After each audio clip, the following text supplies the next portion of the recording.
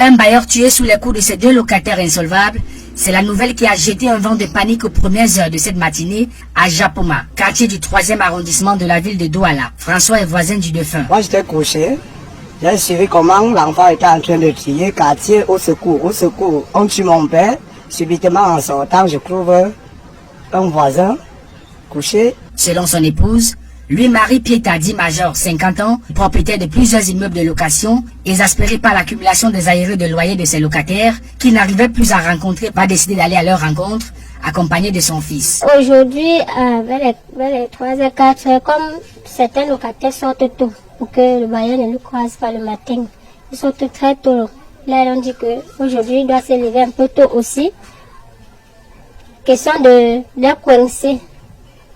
Il s'est levé, monté avec son fils.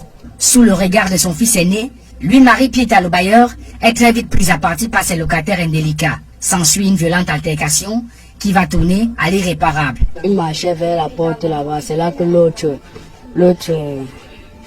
locataire vient maintenant lui coincer au mur. C'est là que je cours et pas pousser le locataire, là il tombe. C'est là que l'autre, le deuxième, me prend, il m'a pris le coup. Pendant que mon père que bagarre avec l'autre. Maintenant quand il a réussi à quitter du coup et pas prendre le caillou et vise à l'autre locataire, il pas prendre la latte. Le temps qu'il part encore chercher le caillou, il revient, il était en train de doser mon père la latte.